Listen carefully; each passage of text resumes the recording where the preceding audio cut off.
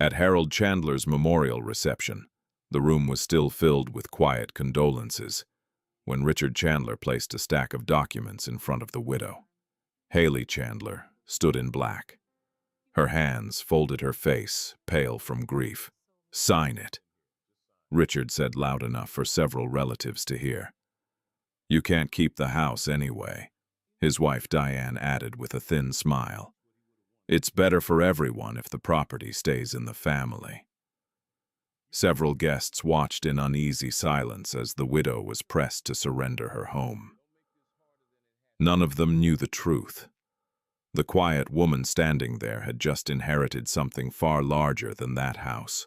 If you're watching this story right now, take a moment before we continue. Tell me where you're watching from and what your local time is.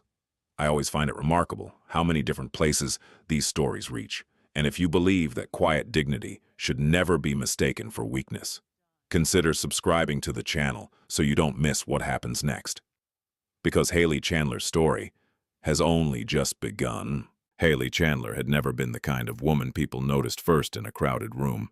She was not loud. She did not compete for attention. She did not interrupt conversations to prove a point. If anything, Haley had built a life around the quiet spaces between other people's words. Before her marriage, she had worked as an archival researcher at a small historical institute in Virginia. The job suited her temperament. It required patience, precision, and the ability to sit for long hours reading documents that most people would never notice. Old property records letters written a century earlier, legal filings preserved on brittle paper. Haley had always found a certain calm in those things. Paper told the truth eventually, even when people did not. She had met Harold Chandler 12 years earlier at a public lecture on early American city planning. Haley had attended because it related to her work. Harold had attended because real estate development in all its forms had always fascinated him. They had ended up seated beside each other. Their conversation afterward had been quiet, thoughtful, and strangely easy. Harold had none of the sharp arrogance Haley would later associate with the Chandler family. He listened carefully when she spoke. He asked questions instead of making declarations. When she mentioned her work with historical land deeds, Harold had seemed genuinely interested. That night he had walked her to her car and asked if she would like coffee sometime. Haley had said yes. What Haley did not fully understand then was that Harold Chandler had been born into one of the most quietly powerful real estate families in the country.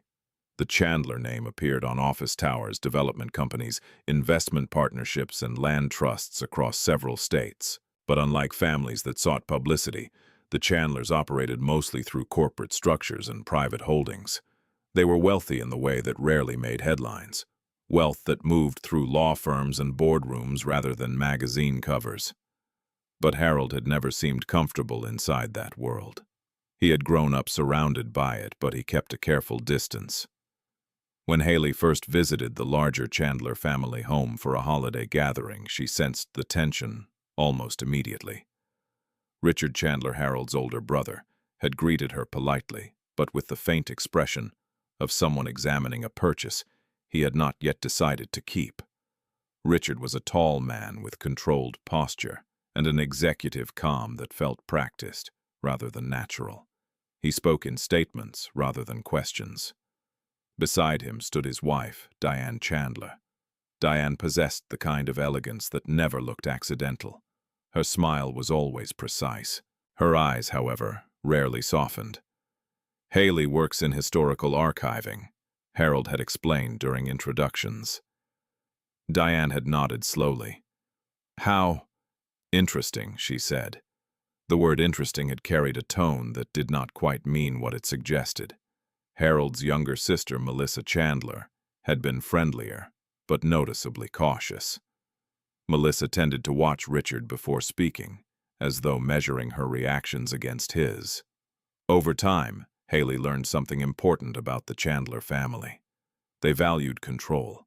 Control of businesses, control of narratives, control of how others perceived them. Haley did not threaten that control. In fact, they seemed to regard her as someone harmless, quiet, modest, unambitious. Someone who had married Harold without truly understanding the world he came from. They were not entirely wrong about the last part, because Harold rarely discussed his work in detail. He mentioned projects sometimes, commercial properties, development partnerships, investment strategies. But the conversations never became technical. Harold preferred talking about books' architecture history, or places he hoped they might travel together. Haley had never pressed him for more information. Money had never been the reason she loved him. Their home, the one now at the center of so many conversations, had been purchased 8 years into their marriage. It was a large but understated house on a quiet, tree-lined street outside Richmond. Not extravagant, but spacious enough to hold a lifetime of shared routines. Harold had seemed particularly attached to the property. This one has history, he had told her the day they moved in. Haley remembered the way he walked through the empty living room, running his hand lightly along the window frames. Some houses feel temporary, he had said. This one feels like it intends to stay. Haley had smiled at that. And for years the house had indeed felt steady. Until the morning, Harold collapsed in his office. The doctors later described it as a sudden cardiac event, one of those cruel, quiet medical catastrophes that gave almost no warning. By the time Haley arrived at the hospital, Harold was already gone. Grief had a strange way of bending time. The days after the funeral passed in a blur of paperwork, phone calls, and people offering help in voices that sounded rehearsed. Richard had taken the lead almost immediately. "You shouldn't have to handle this alone," he had told Haley during the first week after the funeral. His tone had been calm, practical. "We'll help organize Harold's estate matters." Diane had echoed the sentiment with careful sympathy. There are probably financial details Harold never had time to explain. Haley had nodded politely. At the time, the offer sounded reasonable. After all, Harold had handled most of their financial planning. Haley knew the basics of their accounts, but she had never been deeply involved in business matters. The Chandler family, on the other hand, lived inside that world. Or so it appeared. In the weeks that followed, the subtle shift began. Richard started asking about the house more often than anything else. Mortgage documents, property taxes, insurance policies. Real estate can become complicated after a death. He explained one afternoon at the kitchen table. Diane sat beside him, neatly organizing several folders. "It's better to review everything early," she added. Haley noticed small things during those conversations. Questions asked twice. Statements that seemed slightly inconsistent from one day to the next. And mail. Several envelopes addressed to Harold's estate arrived during that time. Some were already opened when Haley found them on the kitchen counter. Diane usually had an explanation. "I thought it might be urgent," or "I was helping sort the financial documents." Haley never confronted her directly. Instead, she began doing something that felt very familiar from her years in archival work. She observed. She wrote things down, dates, names, which documents arrived first, which ones disappeared, which ones returned with new explanations attached. At night, when the house became quiet again, Haley would sit at the small desk in the corner of the living room. She kept a notebook there now. The habit was almost instinctive. Paper remembered things people preferred to forget. Across town, Richard Chandler believed the situation was unfolding exactly as expected. To him, Haley Chandler was a grieving widow with very little understanding of financial structures. A woman overwhelmed by paperwork. A woman who would eventually rely on the family to guide her decisions. And most importantly, a woman who had no idea what Harold Chandler had actually left behind. Richard believed this with complete confidence. What he did not yet understand was that Haley Chandler had spent most of her adult life studying records, and records, if handled carefully, always revealed their patterns. Haley was not arguing. She was not resisting, but she was paying attention.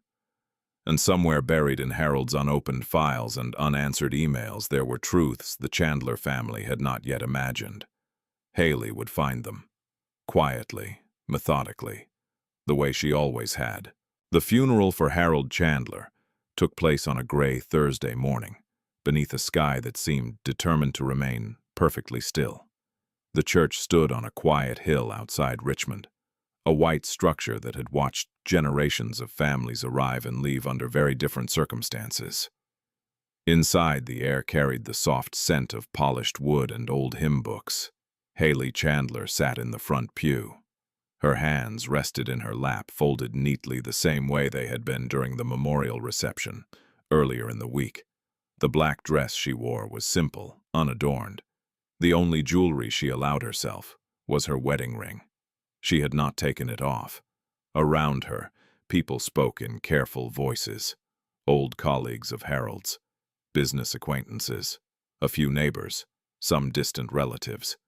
Many of them knew Harold Chandler as a thoughtful private man who avoided unnecessary attention. Few of them truly understood the world he came from. Richard Chandler stood near the aisle, greeting guests with controlled solemnity. His suit was perfectly fitted, his handshake firm but measured.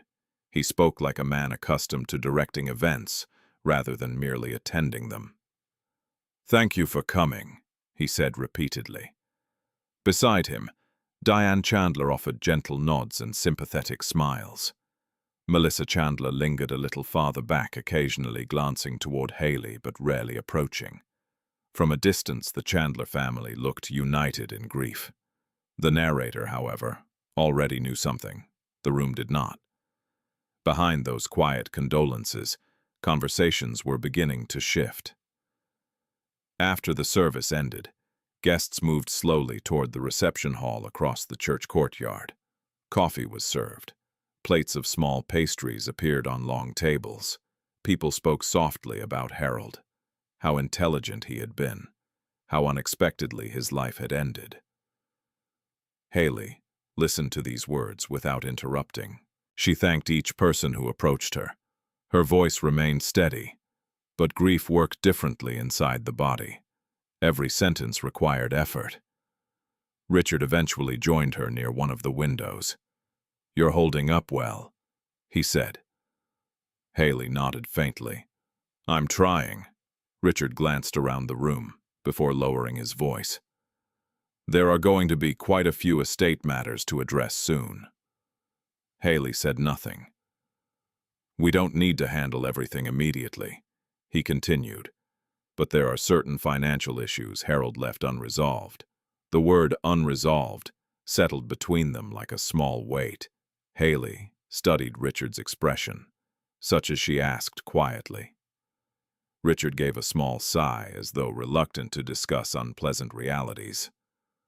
"The house, for example." Haley blinked once. "Our house." "Yes," Richard said. "Large properties like that often come with complicated financial structures. Harold was never particularly transparent about those things." Haley felt the sentence pass through her slowly. She had lived with Harold for 12 years. Transparent was not a word she would have used, but neither was careless. Before she could respond, Diane approached. "I hope Richard isn't overwhelming you with details," Diane said smoothly. "We just want to make sure everything is handled properly." "I understand," Haley replied. Diane placed a gentle hand on Haley's arm. "You've been through enough already." The gesture appeared sympathetic to anyone watching, but Haley noticed the pressure in Diane's fingers. Firm, guiding, possessive. Later that afternoon, when most guests had begun leaving, a smaller group of family members remained near the reception hall entrance. It was there that the first truly uncomfortable conversation occurred. Richard approached Haley again, this time holding a thin folder. "We should probably schedule a time to review these documents," he said. Haley looked down at the folder. "What documents?" "Preliminary estate paperwork." Diane stepped closer. "It's mostly procedural." Haley did not reach for the folder yet. Richard noticed the hesitation. There may be issues with Harold's property arrangements, he said more directly. Tax exposure, liability structures. The house might not legally belong where you think it does. The words sounded deliberate, measured. Haley finally accepted the folder. Inside were several printed forms. She scanned the first page quickly. The language was dense but familiar. Transfer authorization, asset protection, temporary title reassignment. Haley closed the folder slowly. "I think I should read these carefully," she said. "Of course," Richard replied immediately. But his tone suggested something else. Time in his mind was not something Haley should spend too much of. Across the courtyard, Melissa Chandler watched the exchange from a distance. Melissa had always occupied an uncertain position inside the family hierarchy. She rarely challenged Richard, but she also did not entirely share his confidence. As she observed Haley holding the folder, Melissa felt a faint sense of discomfort. Not because Haley looked angry, because she looked calm. That evening, Haley returned home alone. The house felt unusually quiet without Harold. For years there had been small sounds that filled the space. His footsteps in the hallway, the faint hum of music from his office, the low murmur of phone calls about projects Haley rarely asked about. Now there was only silence. Haley placed the folder on the dining table. She removed her coat, set a kettle on the stove, and allowed herself a moment to stand in the middle of the kitchen. Grief arrived in waves when the house was empty. But grief did not erase curiosity. After the tea finished steeping, Haley returned to the table and opened the folder again. This time she read more slowly. The documents were written in careful legal language, but something about their structure felt unusual. Several sections referenced temporary management authority. Others mentioned protective asset transfers.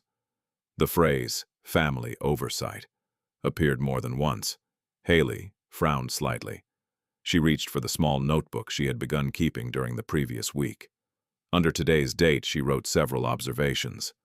Richard claims unresolved property structure. Documents reference temporary transfer. Language unusually broad. She underlined the last sentence twice. Outside evening, shadows moved across the windows. Across town, Richard Chandler sat in his home office, reviewing financial statements. Diane entered, carrying 2 glasses of wine. "Well?" she asked. Richard leaned back in his chair. "She's uncertain," he said. "Good." Diane handed him a glass. "She always struck me as someone who wouldn't question things." Richard nodded. "She won't."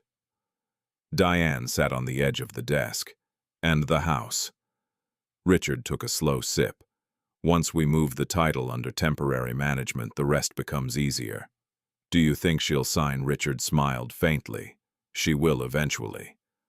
Neither of them considered another possibility. Back at the Chandler house, Haley continued reading the documents. Long past midnight. She did not rush. Each sentence received careful attention. Every unfamiliar clause was written down in her notebook. Years of archival research had trained her to look for patterns hidden in language. Legal documents were rarely chaotic. They followed structures, intentions, design. And as Haley turned the final page of the folder, a quiet thought formed in the back of her mind. This paperwork had not been written to protect her. It had been written to move something away from her. Haley closed the folder and reached for her phone. In Harold's office upstairs, his computer still sat exactly where he had left it. Unopened emails waited inside. Messages she had not yet read. Somewhere in those files, Haley suspected were explanations Harold had never had the chance to finish. Haley rose from the table and turned off the kitchen light. The house returned to silence, but the silence was no longer empty. It was thinking, and Haley Chandler had always been very good at thinking quietly. The next morning, Richard Chandler called early. Not early enough to seem rude, but early enough to signal control. We should set a time to review the documents. He said, his tone brisk. There are deadlines we shouldn't miss. The estate attorney says the sooner we sort the house out, the fewer complications you'll face. Haley Chandler, sitting in her kitchen with a plain ceramic mug of black coffee, looked at the sunlight coming in through the window as he spoke. I'm reading through them carefully, she replied. Richard didn't respond for a moment. Then came the professional, clipped reassurance. Of course. Take the time you need. Just let me know if you have questions. The line went silent after that, but Haley didn't hang up right away. She waited a second longer just to listen to the quiet. She had learned that silence sometimes said more than words. That day, the mail arrived just after noon. Diane Chandler had offered to help organize estate correspondence, and the result was a weekly bundle of envelopes already pre-sorted by her, delivered by Melissa. Thought I'd save you the hassle, Melissa said as she stepped onto the porch. Her tone was brighter than usual, almost chirpy. She handed Haley the stack of envelopes, her fingers resting on them a moment too long. I'll let you know if anything else comes, she added, then walked back toward the car without waiting for a reply. Haley closed the door slowly. She placed the stack on the kitchen table beside her notebook and began sorting through it, one envelope at a time. Among them were notices from utility companies, bank statements, and several pieces of junk mail. But in the middle of the stack sat an envelope from Whitaker & Boone LLP, the estate law firm she'd seen referenced in Harold's emails but had never contacted.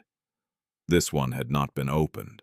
Haley reached for her letter opener, slicing the top cleanly. Inside was a formal notice addressed directly to her, postmarked 2 weeks earlier, informing her that she was listed as the primary beneficiary of the Chandler Family Legacy Trust and requesting her signature on an acknowledgement form. The acknowledgement page had been removed. Haley didn't flinch. She turned slowly to the recycling bin and carefully checked it. Empty. She opened the kitchen drawer, where she now kept a separate folder of estate-related documents she personally handled. Nothing. The missing page had never made it into her hands. She checked the envelope again. It had been resealed. The glue on the flap was uneven. The paper buckled slightly, something that wouldn't have happened from factory processing. Diane's hands, or Richard's. She wrote down the envelope number, the sender, the missing page, and the approximate date it should have arrived. Next, she took a photo of the envelope front and back. She uploaded the photo into a cloud folder, newly labeled Estate Integrity Chandler. Haley did not call anyone that afternoon. She waited, because one thing she knew from her archival training was that documents rarely stood alone. They came in series, patterns. The next breach would tell her more than the first. 3 days later, a man named Mark Ellison arrived. Richard had arranged the meeting, framing it as a helpful way to clear up legal confusion. Ellison introduced himself politely. He looked to be in his early 50s, wore rimless glasses, and carried a leather briefcase that had clearly been expensive once.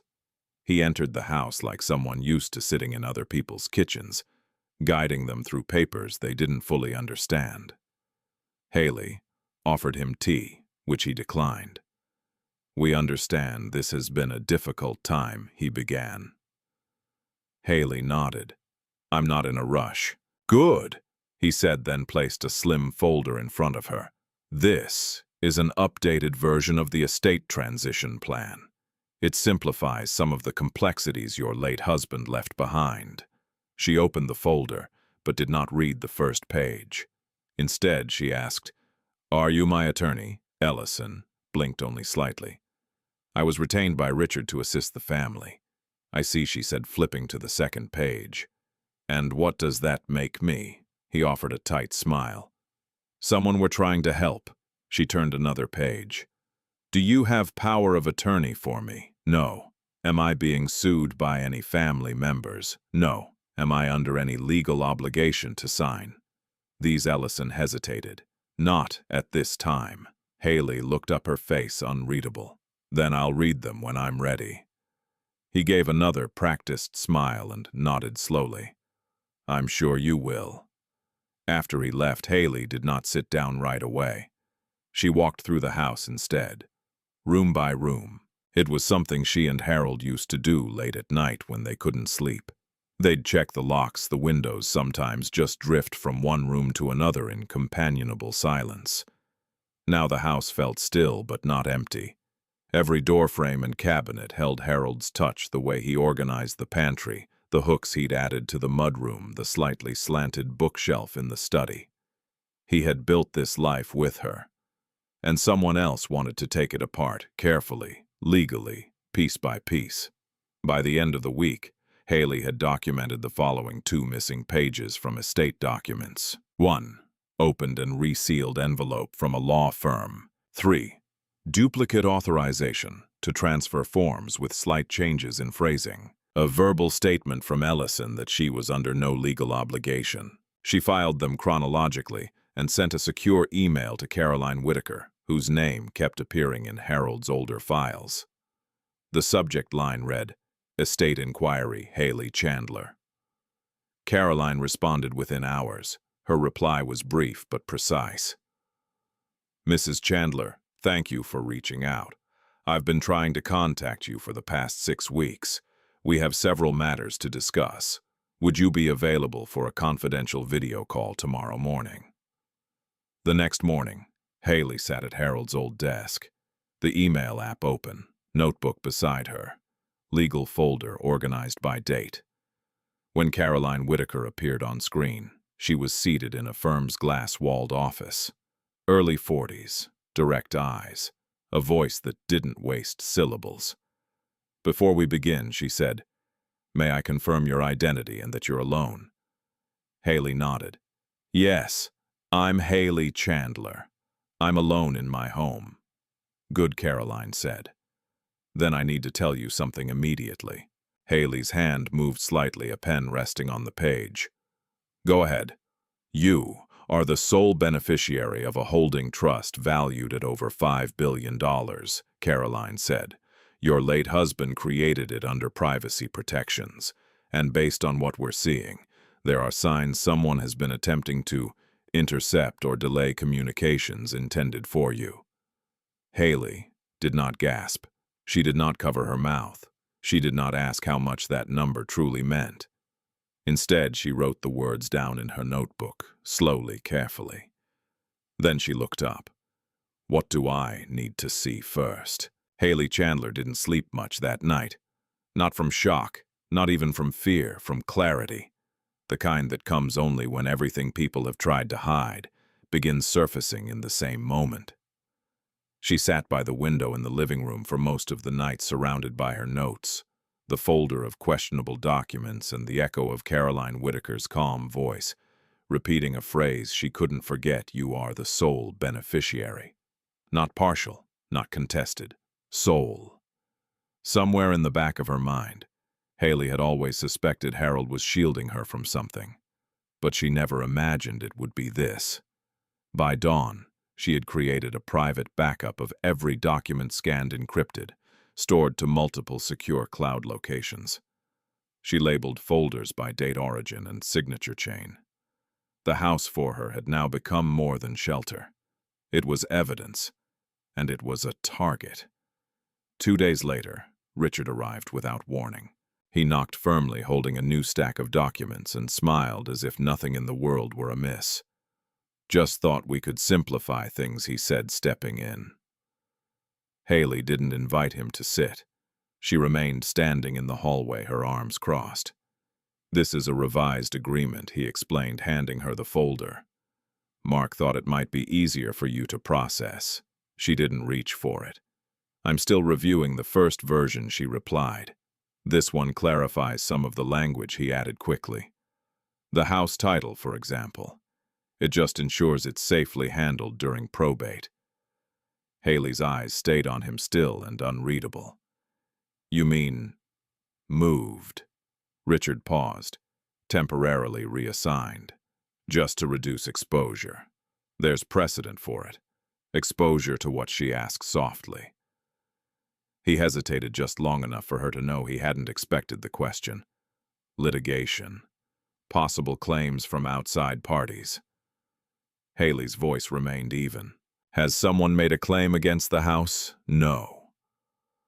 But that doesn't mean they won't, he answered smoothly. Better to insulate it. I'm trying to help Haley. She studied him. For years, Richard Chandler had believed he was the kind of man people listened to. His tone had authority. His presence implied direction. Haley had once mistaken that for competence. Now she simply saw calculation. She took the folder from his hand without opening it. I'll take a look, she said. He smiled again, hollow now. Let me know if you need help. She didn't respond. That night she read every page. The changes were subtle but precise. The revised agreement now used language like limited administrative custodianship and estate-integrated housing protection phrases, which at a glance sounded benign, even helpful. But Haley was used to documents that tried to confuse. That was what people did when they didn't want you to read too closely. She highlighted the key terms and flagged inconsistencies. She compared signatures. She verified the name of the notary listed at the bottom of one page and discovered that the notary commission had expired 6 months prior. She wrote that down. The next morning, Caroline Whitaker called again. I reviewed the documents Richard Chandler has been feeding you, she said. Haley raised an eyebrow. How? Because your husband left us encrypted access to everything you might need. Every time you upload a file to your private drive, it copies to our verification archive. Harold wanted us to be 10 steps ahead. Haley sat back, letting that settle. Caroline continued. Those documents are textbook coercive fraud. They're designed to strip your name from the title without triggering probate alarms. If you had signed them, you would have relinquished legal ownership of the house to a management shell Richard controls. He could have sold it out from under you. Haley didn't speak for a long moment. Then she asked, why this house? Why not the rest of the estate? Caroline's voice dropped slightly. Because this house was the first document in the succession trail. Once they control one piece, they can challenge access to others. Think of it like a keyhole. They needed this to open everything else. Haley closed her notebook slowly. I won't sign anything else, she said. You never should have had to, Caroline replied. Then she added, we need to begin documenting everything. Legally, formally. Haley nodded. I've already started. By the end of the week, Haley had recorded the following 6 versions of the house transfer agreement, each with small but critical wording changes. 2 envelopes opened before delivery. A handwritten note from Diane asking her to please sign before next week so we can all move forward peacefully. 3 text messages from Melissa, urging Haley to trust Richard. He's just doing what Harold would have wanted. 1 audio recording her front porch security camera captured Richard saying to Diane, she doesn't have a clue what's really in those papers. She sent the compilation to Caroline and to Daniel Reeves, a litigator Caroline had brought onto the estate team. Reeves was calm, clean-cut, and not particularly talkative, but after reviewing the evidence, his first words were, they've been planning this since before Harold's death. Haley looked at him quietly. You're sure he pointed to a date in one of the agreements? This draft was created 2 days before Harold died. They were preparing, before you were even a widow. Haley didn't blink. She simply turned to the next page. On a rainy Friday afternoon, Melissa showed up unannounced. She was holding a pie. I thought you could use some company, she said brightly, but her eyes were restless. Haley invited her in, careful not to mention anything about the calls, the lawyers, or the documents. They sat in the kitchen. The pie remained untouched between them. Melissa fidgeted with her fork. I hope you're not overwhelmed, she said. I know Richard can be. Forward. Haley sipped her tea. I've noticed. Melissa hesitated. I just think we all want what's best, and things can get legally complicated. Haley leaned forward slightly. Do you know what you're asking me to sign? Melissa froze. I haven't read every line. Haley tilted her head. You should. There was a pause. Melissa looked at the pie. Then she whispered, He thinks you'll cave. Haley didn't respond. Melissa smoothed her coat and left the pie behind. That night Haley labeled her newest file, Attempted Soft Pressure Melissa, 3:42 p.m., audio available. She backed it up twice. She did not cry. She did not scream. She made tea, took notes, and then she opened the document that Harold had encrypted with her name 6 months before he died. The passphrase was her middle name and the year they met. Inside was a PDF titled Trust Activation Protocol, Contingency, Premature Death. It was 137 pages long, and on page 1 in clean bold font it read, In the event of my death, I have no greater priority than ensuring my wife Haley Chandler cannot be undermined by my family or by anyone else. Haley Chandler read the document slowly, page by page, long after midnight. The words were precise, legal, sometimes dense but unmistakably intentional. Harold hadn't just created a trust. He'd architected a fortress. It was called the Chandler Legacy Holding Trust, and it spanned multiple entities, cross-state assets, and generations of wealth that Harold had for years strategically pulled into quiet consolidation. But the heart of the trust, the person named in every clause, protected in every scenario, insulated from every conceivable family intrusion, was Haley. She wasn't just the heir, she was the keystone, and the moment Harold's death was legally recorded, the trust had activated a sequence of rights, responsibilities, and communications intended for Haley and no one else. But something had gone wrong. That activation protocol should have reached her weeks earlier. Instead, messages were rerouted, emails unread, legal letters intercepted. Caroline Whitaker's early contact attempts had never landed. Haley highlighted every clause that explained what was supposed to happen and compared it with what had. By 3 a.m., she had built a timeline that showed not just neglect, but obstruction. She leaned back in the chair Harold had once used for hours each night. Her tea had long gone cold. She no longer felt unsure. She felt something deeper than anger, a kind of focused stillness. She closed the file and emailed both Caroline and Daniel Reeves. Subject document recovered. Activation interference confirmed by noon. The next day, Daniel responded. Understood. We're initiating full forensic review. Begin cataloging every communication attempt from the trust team. Do not confront the family directly yet. Record everything, Haley replied with one word. Already, that same afternoon, Richard Chandler arrived again. This time he brought someone new, a woman in her early 40s in a navy pantsuit. Tall, blonde, expensive handbag. She introduced herself as Camille Grant, a real estate consultant working with the Chandler family office. Haley raised an eyebrow slightly at the title. I wasn't aware there was a Chandler family office, she said. Camille smiled. We operate quietly, I've noticed, Haley murmured. Richard stepped in. Camille is here to help streamline what's become a messy legal structure. She can simplify the house transfer process and, more importantly, protect you. Protect me from what exactly, Haley asked, her tone polite but pointed.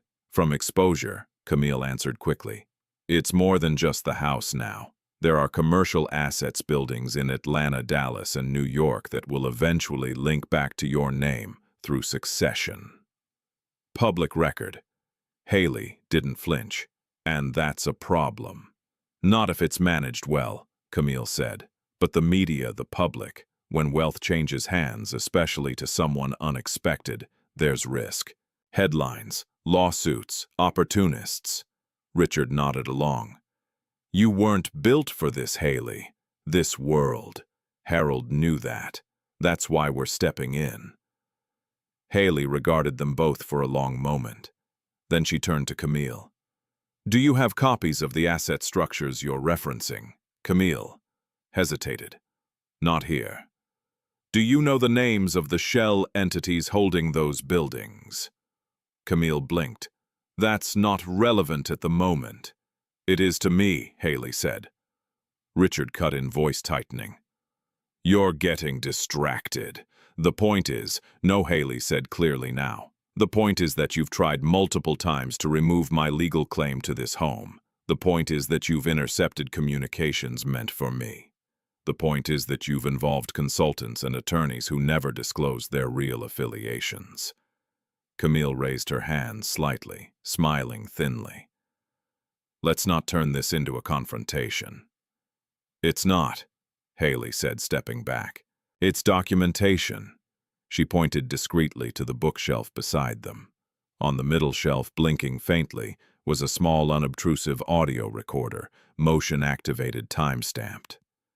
Thank you for stopping by, she said. I'll have my legal team review anything further you'd like to submit. Please send it by email. I won't be signing anything in person. Richard's face darkened, but Camille gently took his arm. We'll be in touch, she said. They left in silence. Haley watched the car disappear down the road. Then she pulled the recorder from the shelf, checked the file, and uploaded it into her now growing archive, labeled Documented Attempted Coercion, 11:27 a.m., Richard and Camille. She labeled the subfolder Family Office. Unknown entity. Later that evening, Caroline and Daniel joined her on a secure video call. Daniel's voice was firm. This isn't just about the house anymore. What we're looking at is a coordinated attempt to strip you of direct authority over the Chandler Trust. That makes this financial fraud and potentially criminal conspiracy. Haley nodded. And Harold's signature on the trust updates, authenticated. Caroline confirmed. Notarized. Dated 6 months before his death. His intent was crystal clear. What's our next step? We build the wall higher, Daniel said. We lock down every property title. We contact every financial institution associated with the trust, and we start documenting who's tried to access what and when. Haley added quietly, and we don't tell them anything. Caroline's expression shifted, admiration carefully masked. No, she said, we don't. By the end of the week, Haley had installed encrypted backups, both digital and physical. A fireproof safe now sat in Harold's old office. Inside it, she kept original trust documents, recorded audio files, copies of every email and legal letter since Harold's death, the recovered activation protocol, a hand-labeled folder, tampering evidence, Richard/Diane/Camille. She also initiated full forensic scans on her home network, uncovering a hidden tracking application on her router, one that had been added the week Diane insisted on helping her reset the Wi-Fi. The findings were forwarded to Daniel. His reply was immediate. That crosses into criminal territory. Haley read the message once, then deleted it from the inbox and moved it to a secure offline vault. Not everything needed to stay online. Sunday morning, she received an email from Melissa. It read, I don't know what Richard's doing, but you should be careful, Haley. He doesn't like to lose, and he thinks you're making him look weak. M. Haley didn't reply. She printed the email, filed it, logged the timestamp. She didn't view Melissa as an ally. She viewed her as a symptom. That same evening, she received another envelope, no return address. Inside was a single, unsigned note. You don't know what you're part of. You're not ready. She scanned it, recorded the envelope's seal pattern, and added it to the evidence log. Then she returned to the living room window and stood where Harold once stood after late dinners, staring out into the dark without speaking. She understood now. This wasn't about a house. It wasn't even about inheritance. It was about a fortress someone else had tried to breach and mistook for empty. But Harold hadn't left her alone. He'd left her a map, and she was following it, step by quiet, irreversible step. 2 weeks after the unsigned threat arrived in the mail, Haley Chandler sat across a walnut conference table in a downtown Richmond office, staring at a wall-sized display of the Chandler real estate empire. The room was quiet save for the soft clicks of Caroline Whitaker's wireless remote, as she shifted through slides, each one marking a property, a subsidiary, or a trust account directly linked to the Chandler legacy. This, Caroline said, pointing to a 3-tower development project in Dallas, is worth just over $290 million, held under Ashton Bridge Holdings, which Harold transferred into the master trust last fall. Haley nodded. Her eyes moved to the next slide.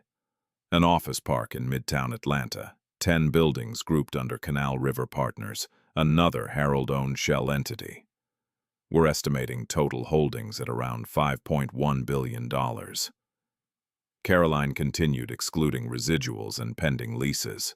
You are the listed beneficiary trustee and final executive authority in all of them. She turned to face Haley directly. You're not just the heir to this fortune. You're its legal center. Haley took a slow breath.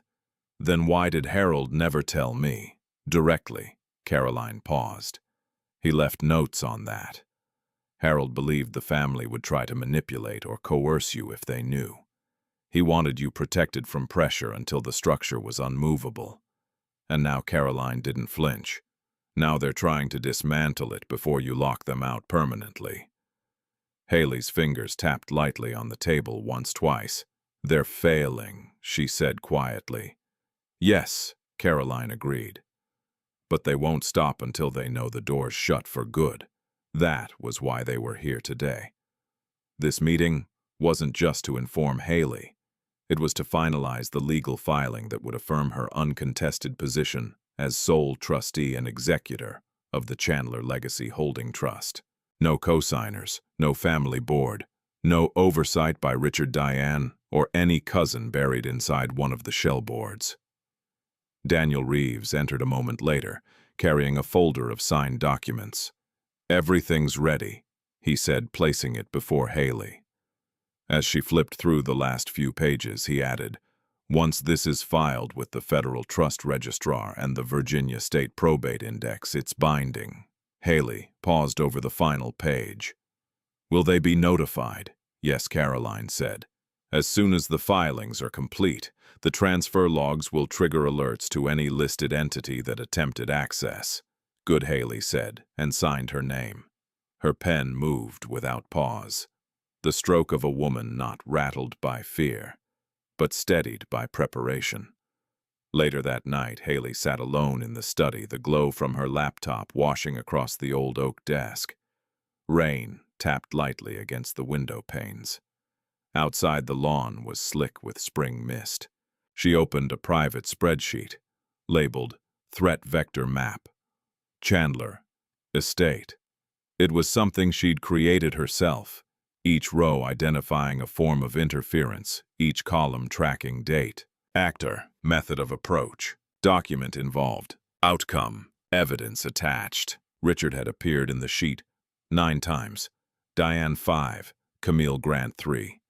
Even Melissa had an entry, one recorded instance of emotional suggestion, followed by a known contact with Richard 2 days later.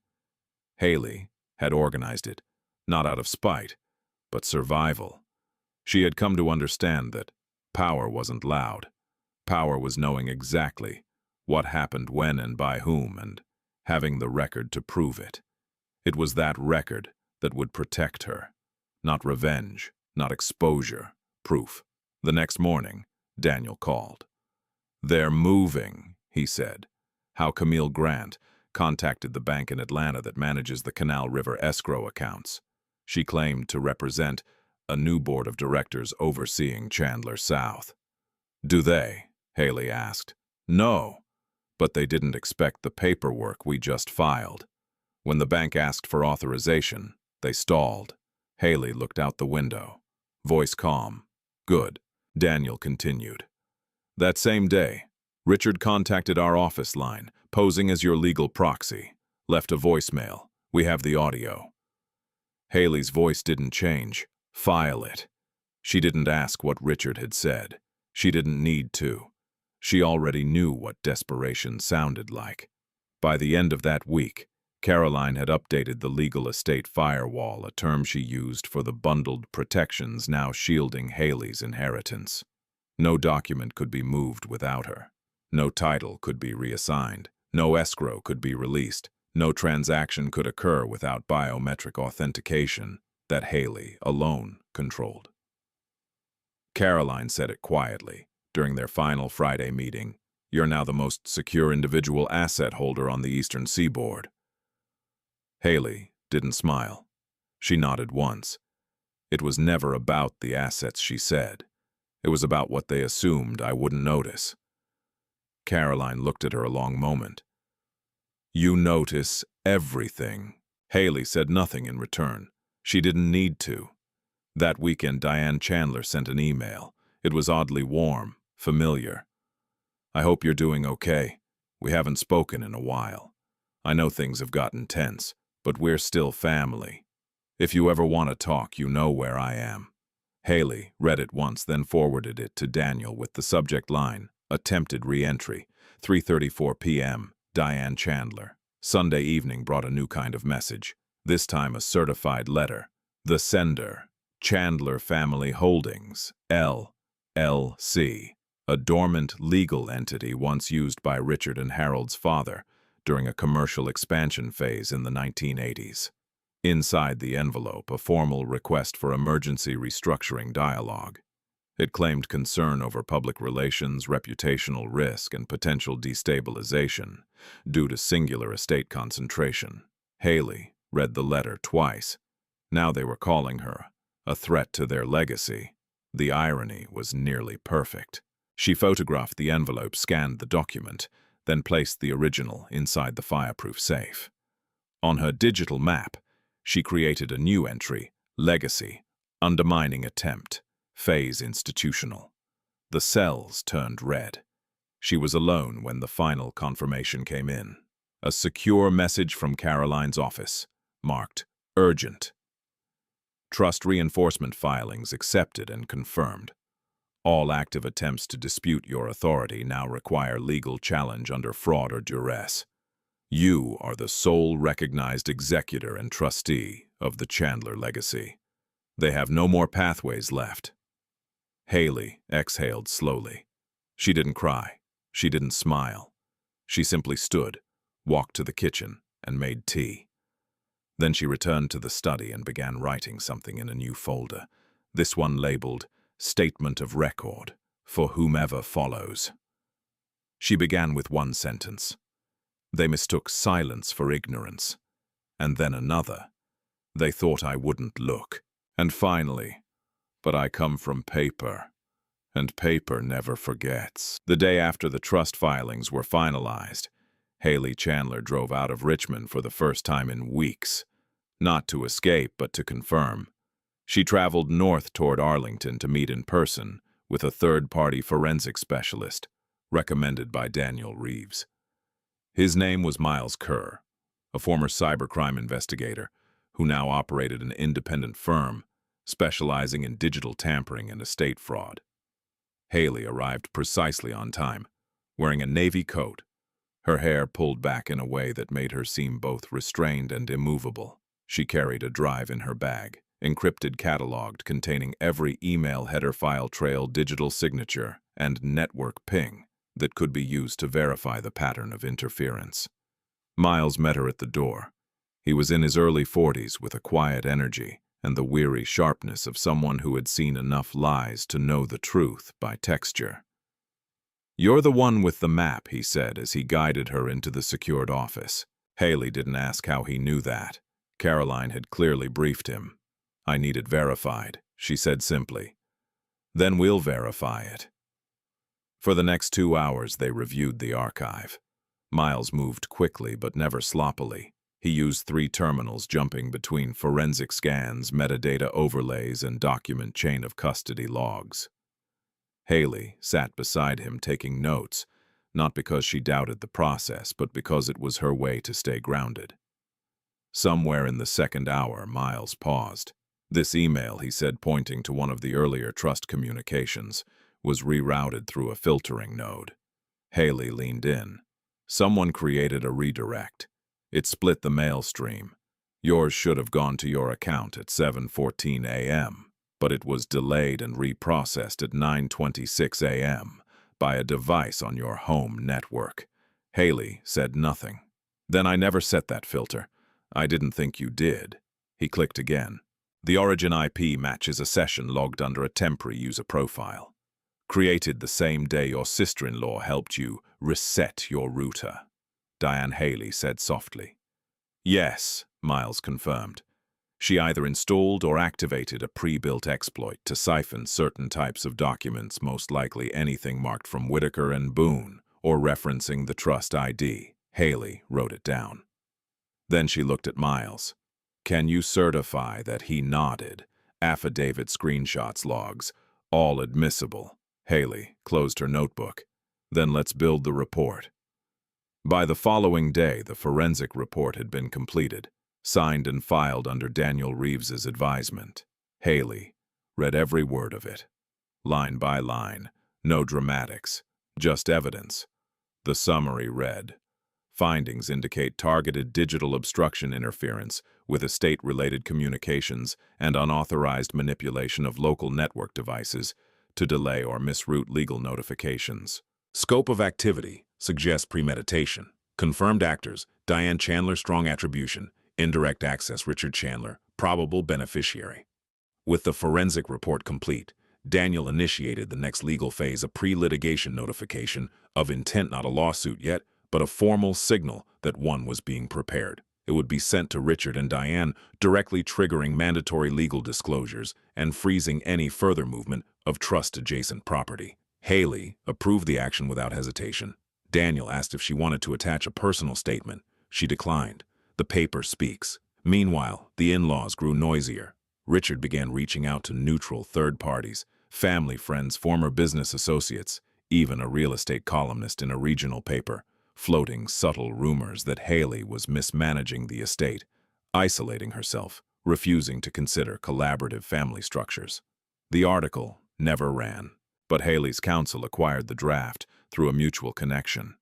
She read the piece at her desk, expression unreadable. The draft described her as a grieving widow, thrust into a world of corporate complexity, and hinted that had Harold Chandler lived, such a concentration of wealth might not have occurred so unilaterally. She placed a red tab on the printed draft and filed it under media positioning attempt. Richard Chandler, March 22nd.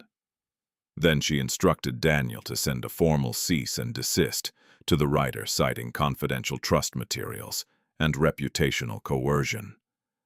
Haley's voice never entered the public, but her records moved like cold wind through every door they opened.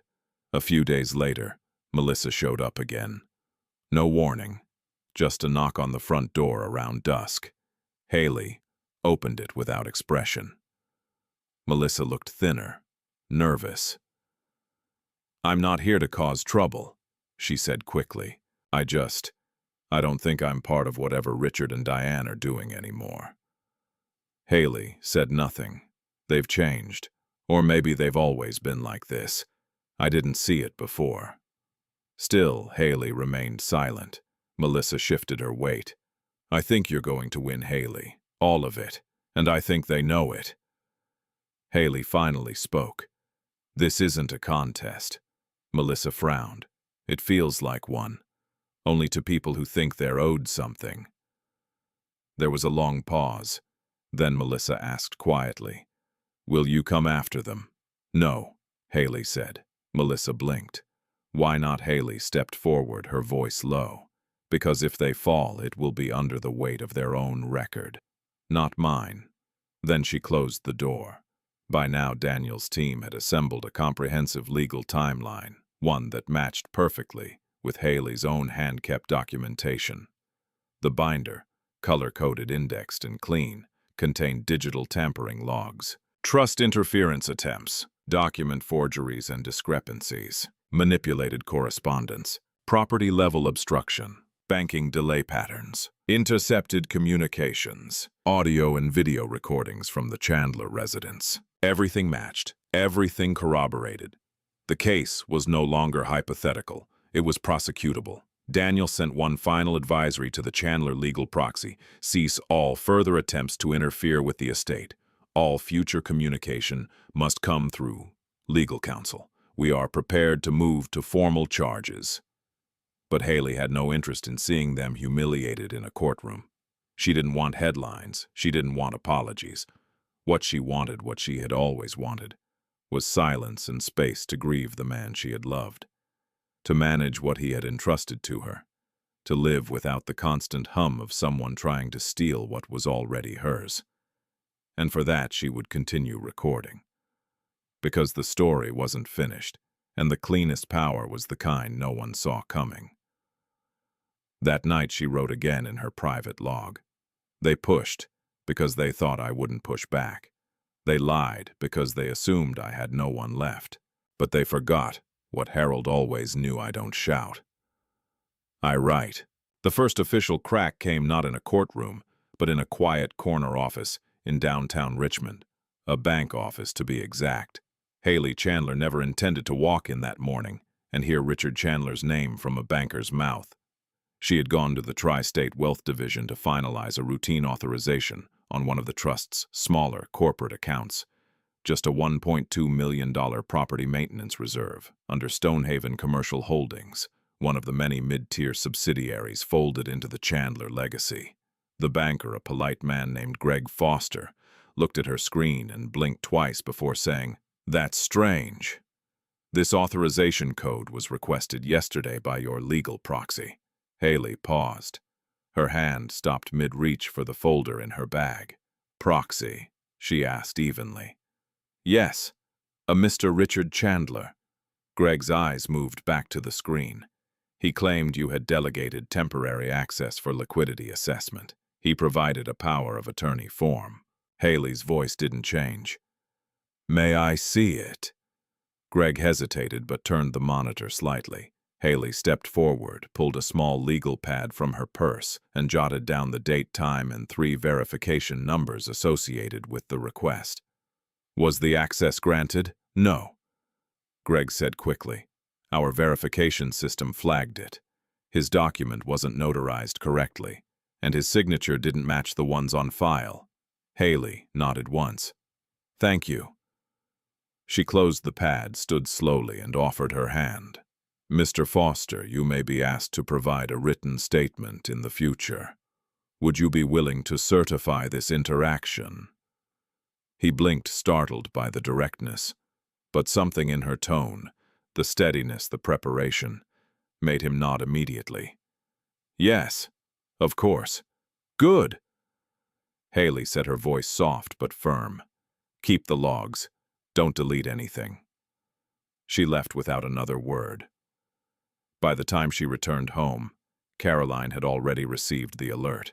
She had built an active monitoring system into the trust's perimeter, the digital equivalent of motion sensors along the edge of a locked estate. When Richard submitted the power of attorney request, a silent notification went out to Caroline's office, then directly to Haley's secured server.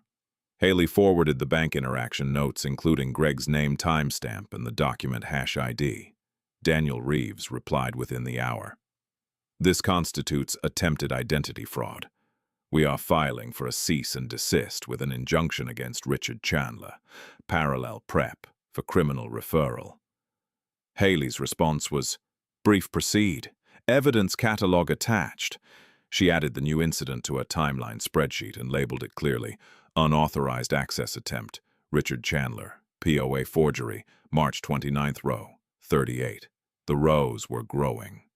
Later that evening, Haley went through the Chandler property portfolios again, not to check for missing assets, but to understand patterns.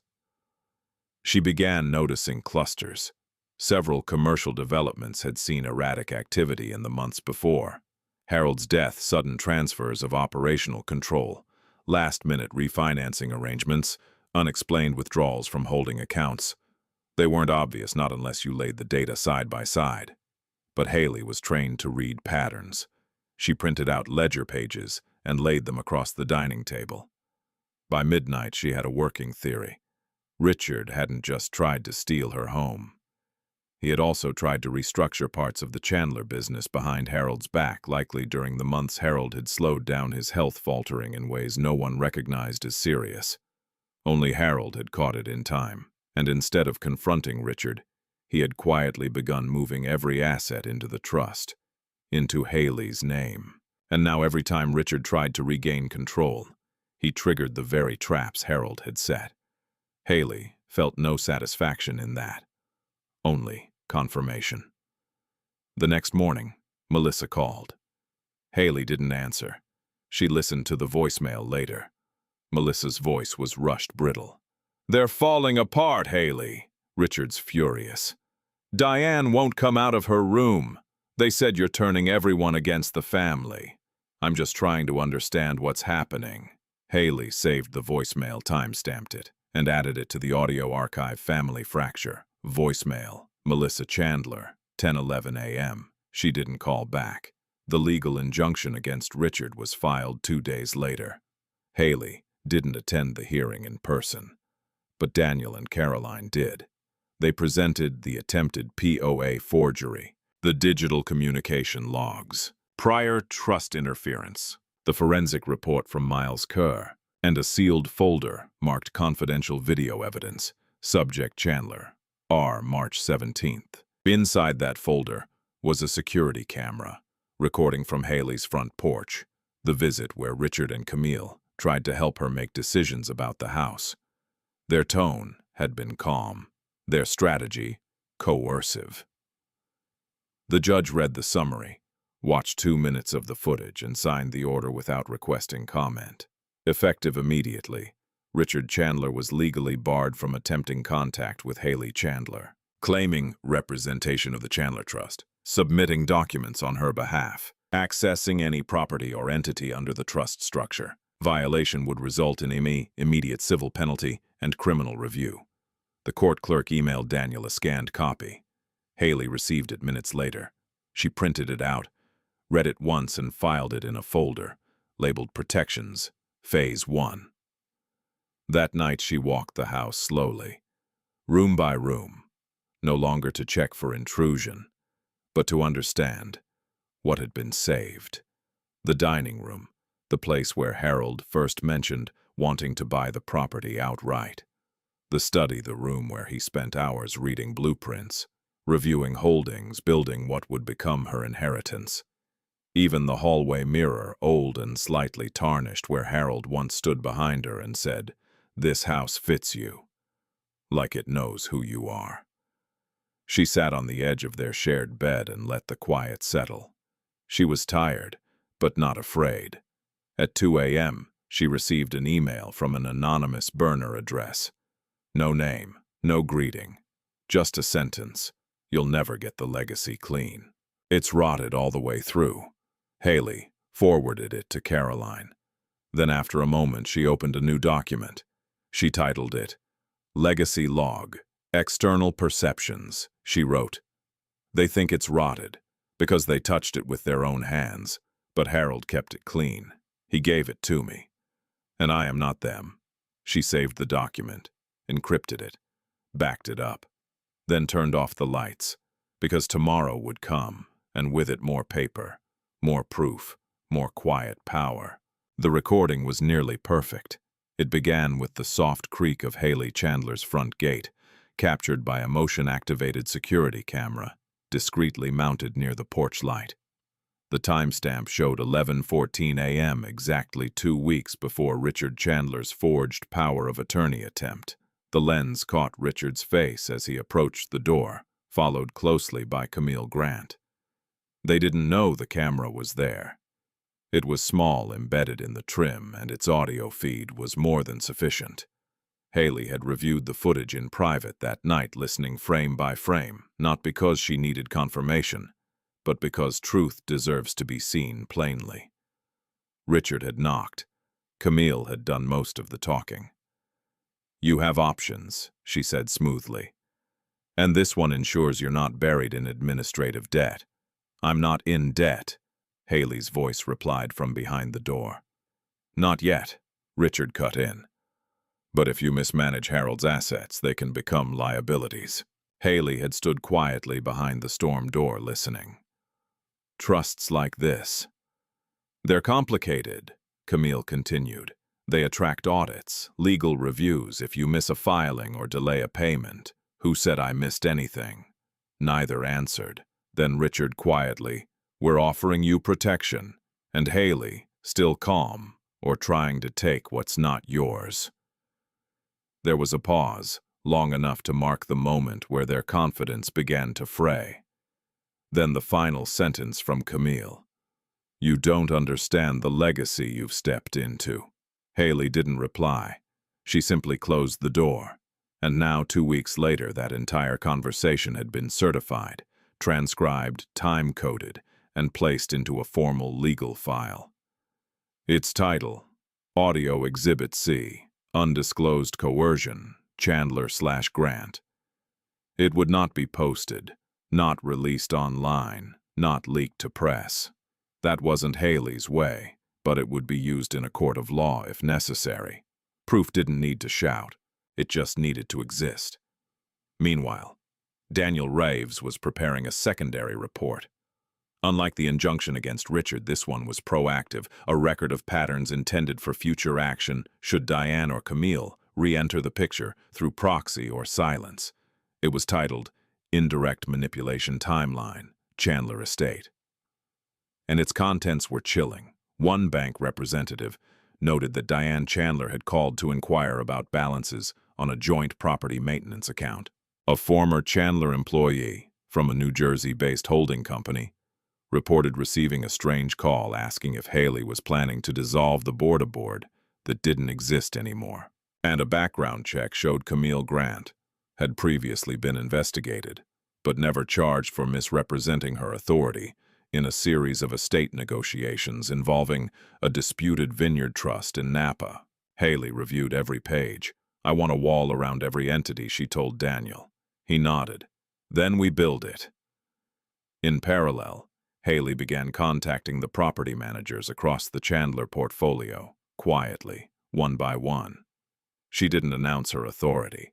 She verified, cross-referenced leases, audited maintenance reports, checked access logs for the smart locks in the Dallas offices, noticed unusual nighttime entries, notified security, changed every password.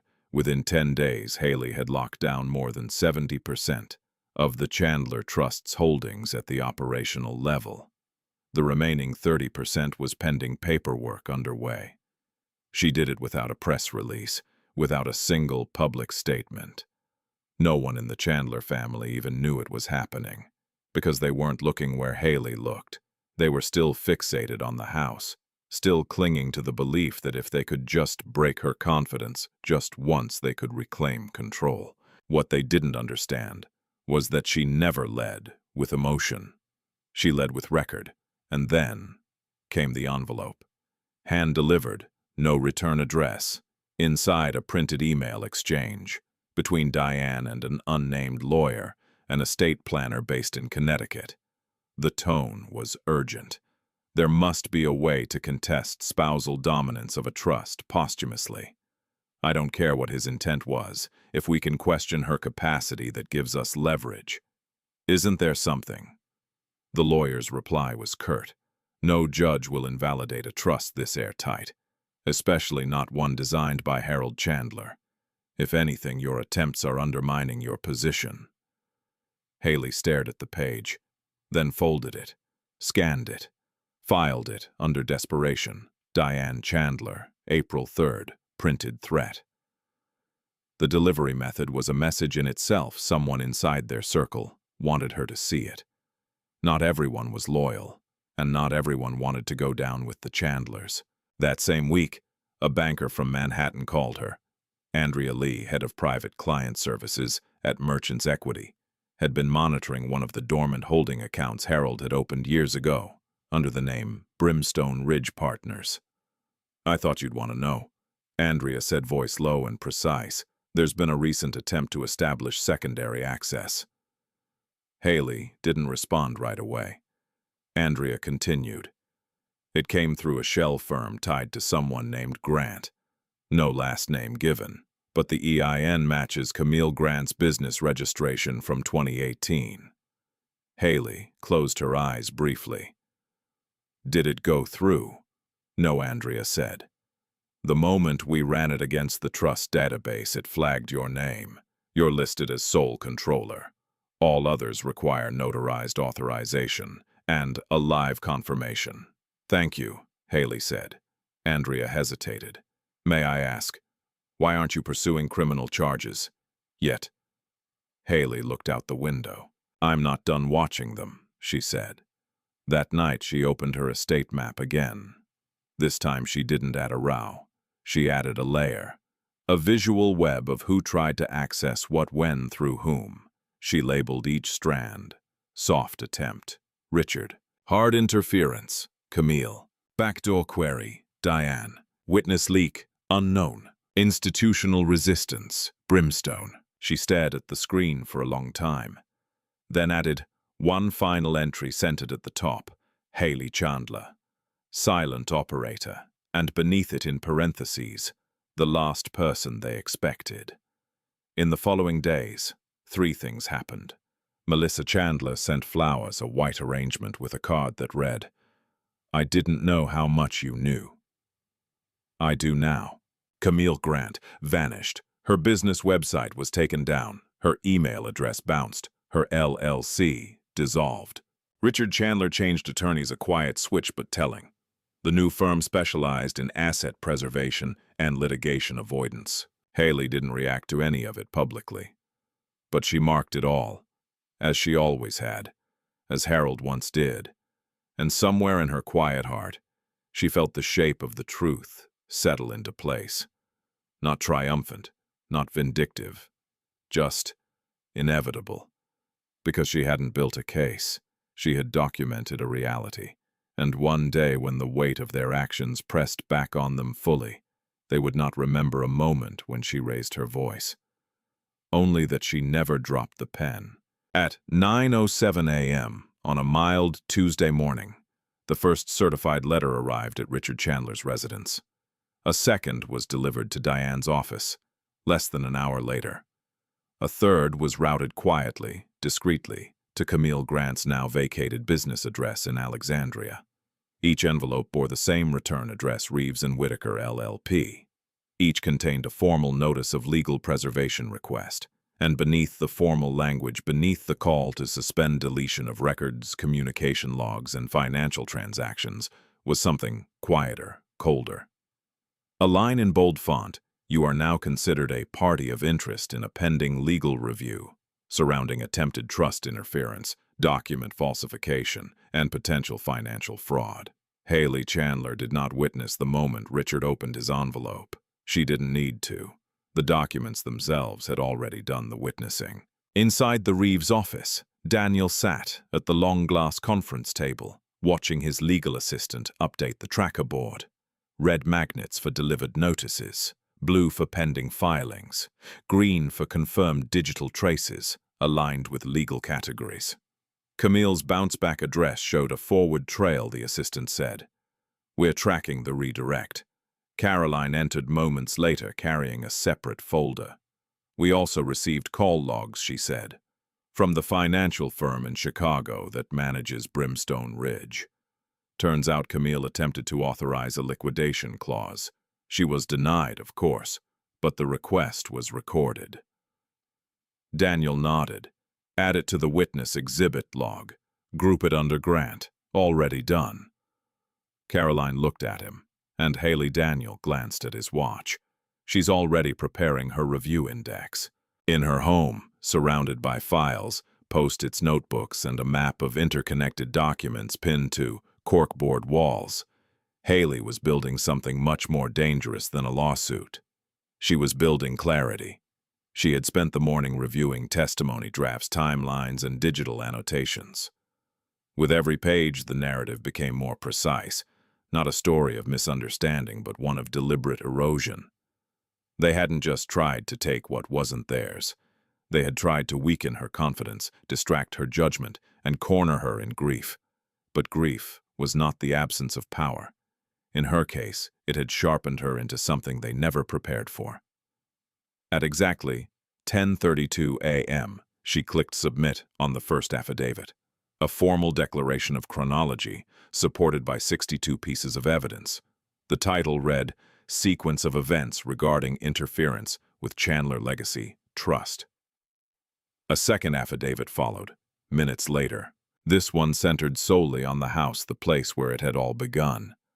It contained the first document Richard tried to present after the funeral, Diane's handwritten notes urging her to sign quickly, a photograph of the altered envelope from Whitaker and Boone, the motion-activated audio file from the porch, and the notary stamp log showing the expired commission. Haley had redacted nothing.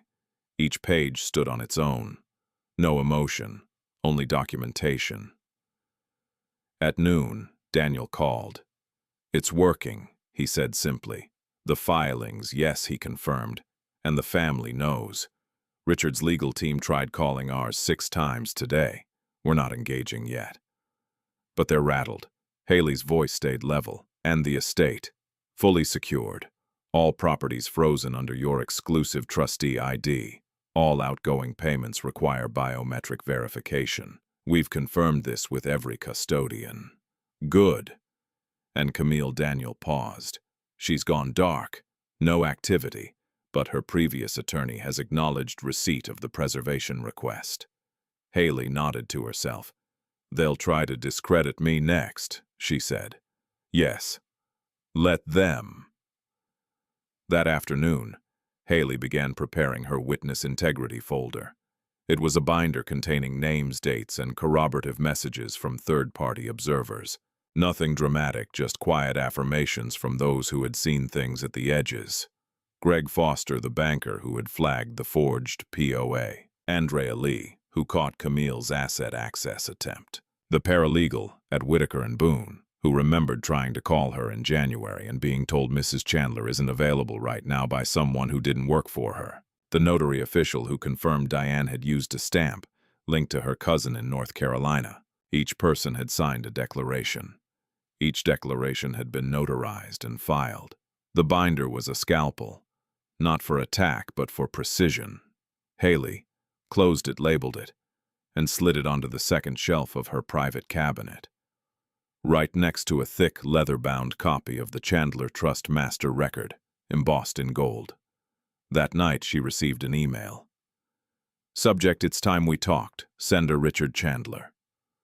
She stared at the screen for a long moment. The message was short.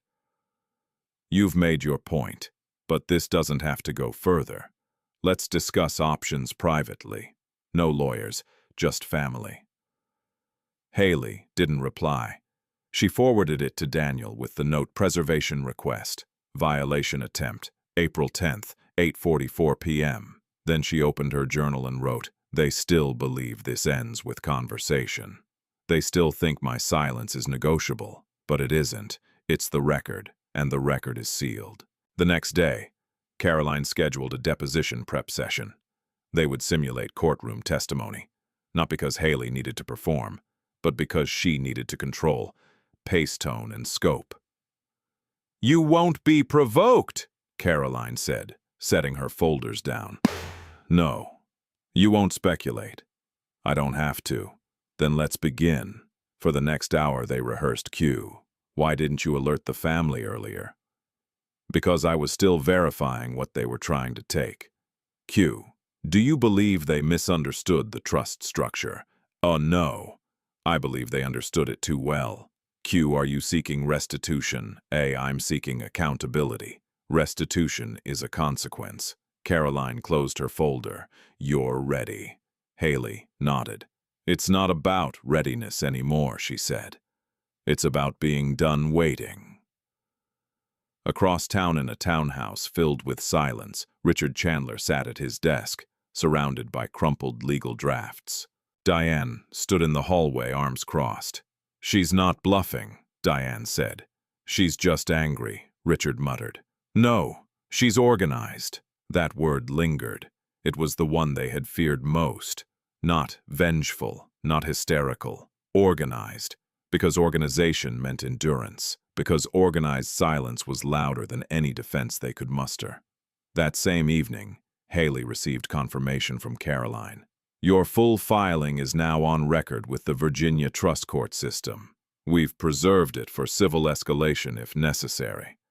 As of today, the Chandler family is legally recognized as having attempted coercion, tampering, and obstruction.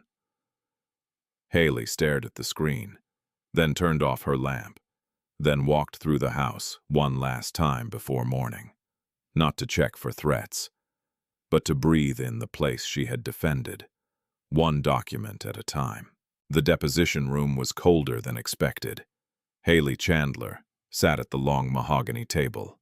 Her notes closed her hands, resting in her lap. She wore a dark gray suit, plain structured, nothing ornate. Her hair was tied back neatly. No jewelry except the thin wedding band Harold had placed on her finger 14 years earlier. Across from her sat the opposing counsel Lyndon Park, a partner at a crisis litigation firm retained by Richard Chandler. His suit was immaculate, his tone measured. But Haley had studied enough testimony patterns to know what this was. Not a search for truth, a search for cracks. But Haley didn't crack. She documented. A court stenographer sat at one end of the table, fingers hovering over the keys. Daniel Reeves and Caroline Whitaker sat beside Haley, not speaking, not interrupting, just watching. The video camera mounted in the corner clicked on. The red light glowed. Park cleared his throat. Mrs. Chandler, thank you for your time today. This is a voluntary deposition in connection to the pending asset interference matter regarding your late husband's estate. Haley simply nodded. Please state your name for the record. Haley Margaret Chandler, your current residence. She provided the address without hesitation. And your relation to the Chandler Legacy Holding Trust. I am the sole trustee and beneficiary. The answer was factual, unemotional. Park smiled faintly as though trying to coax warmth. I want to begin with your understanding of the trust. Did Harold Chandler discuss its structure with you prior to his passing? No, he left written directives, encrypted access, and communications through Whitaker and Boone, so you never verbally discussed a $5 billion portfolio. Numbered Park, paused, then leaned in slightly. And you didn't find that strange, that your husband withheld that from you? Daniel Reeves shifted slightly, but Haley responded before he could speak. No. Harold understood that I preferred clarity over control. He knew I'd rather read something thoroughly than hear it half explained. And when you discovered the extent of the holdings, I reviewed, cataloged, and verified the materials with my counsel. Park blinked, caught for half a second by her efficiency. He turned the page of his binder. Let's talk about Richard Chandler. Haley waited. You've accused him of attempting to illegally transfer property titles, forge legal documents, and misrepresent his authority. Is that correct? I've submitted evidence to that effect, so you didn't confront him directly before initiating the legal injunction number. Why not? Because I don't debate facts, I document them. Park's mouth opened slightly, just enough to betray surprise. Caroline leaned forward, eyes steady. She is not here to argue, counselor. She's here to confirm the record. Park's voice flattened. Fine. Let's go through the record. He clicked his pen. Exhibit 4A. A document titled Interim Property Management Agreement. You received this from Richard Chandler 3 days after your husband's memorial. Correct? Yes. You claim it was an attempt to strip you of your home. It was. Can you point to the clause that proves intent? Page 3, paragraph 2, C. Temporary custodianship may evolve into permanent reassignment pending estate review. That clause does not exist in standard Virginia probate protocols. It was inserted. Park hesitated. Carolyn slid forward a certified trust law binder, confirmed by 3 independent estate attorneys. Page is unauthenticated. Park moved on. Exhibit 6B, a voicemail from Melissa Chandler, expressing concern about what Richard is doing. You presented this as evidence of manipulation. But isn't it possible she was simply expressing family worry? Haley responded without blinking. The message was sent minutes after Melissa forwarded my contact details to Camille Grant, who then attempted an unauthorized access request. The sequence shows coordination. You're suggesting Melissa acted deliberately. I'm saying the evidence shows cause and effect. Park set his pen down for a beat too long. Haley didn't smile. She simply waited. The deposition lasted nearly 3 hours. In that time, Haley answered 61 questions. She corrected 3 factual errors in the opposing team's documentation. She referenced 27 exhibits by number, and she never raised her voice once. When it was over, the stenographer read back the final exchange. Park, Mrs. Chandler, what is your end goal in this matter, Haley? The truth. Park, nothing more. Haley, nothing less. Afterward, in the hallway outside the deposition room, Caroline turned to her with a tone of quiet respect. You know you just closed the door on them, right? Haley looked at her. I didn't close it, she said. They walked through it. I just logged the time. Meanwhile, Richard Chandler sat with his new attorney in a high-rise suite overlooking the James River. The man across from him, Glenn Monroe, was known for preventing clients from stepping further into ruin. She was precise, Glenn said, tossing the deposition transcript onto the coffee table. No dramatics, just timestamps. Richard exhaled sharply. She's not this smart. She doesn't have to be, Glenn replied. She just had to be exact. You gave her the ammunition. Richard rubbed his temple. What do? We find a way to retreat without bleeding, but it was too late for clean exits, because the deposition transcript, once sealed, was formally submitted to the pre-litigation board for trust integrity cases at the state level. That board had the power to initiate reviews, quiet ones, that never needed to involve a jury. And they had just received a binder labeled Sequence of Inheritance Interference. Chandler versus Chandler. Haley didn't gloat. She simply waited for the silence that came after the evidence settled. And that silence came 2 days later, in the form of a letter, not to her, but to Diane. From the Virginia Office of Legal Standards, requesting voluntary interview regarding her notarial activities and estate-related conduct. Haley received a courtesy copy. She filed it under external response, integrity trigger, April 14th. Then she sent one message to Daniel. No further statements, no media, no escalation. Let the record breathe. That evening in her home, Haley lit a single candle, not out of ceremony but routine. Harold used to do the same at the end of a long day. One candle, no conversation, just breath. She sat beside it and opened her final notes for the day. She added one sentence to the end of her deposition recap. The difference between power and force is documentation. Then she closed the notebook. Outside, the spring rain tapped gently against the glass. Inside, the last words of the record were already written, and Haley Chandler had not spoken them loudly, only clearly. The courthouse hallway was lined with muted portraits of former judges, each face stoic, immortalized in varnished wood and shadowed lighting. Haley Chandler walked past them with unhurried steps, a slim black folder in hand, her expression unreadable. She wasn't here for drama. She was here for confirmation. The hearing wasn't a trial. Not yet. It was a procedural motion, a motion to validate prior filings and declare the trust's legal insulation structurally sound and unbreachable. In legal terms, it was called a final motion for trust sovereignty recognition, a clause buried deep in Harold Chandler's trust protocol that required activation only if an heir faced systemic internal interference. The fact that Haley was here at all was proof of how far her in-laws had gone. Daniel Reeves met her at the courtroom door. His tie was loose at the collar, not from carelessness but from experience. He nodded to her silently, handing over a last-minute addendum to the submission. She took it without speaking. Inside the courtroom, the seating was sparse.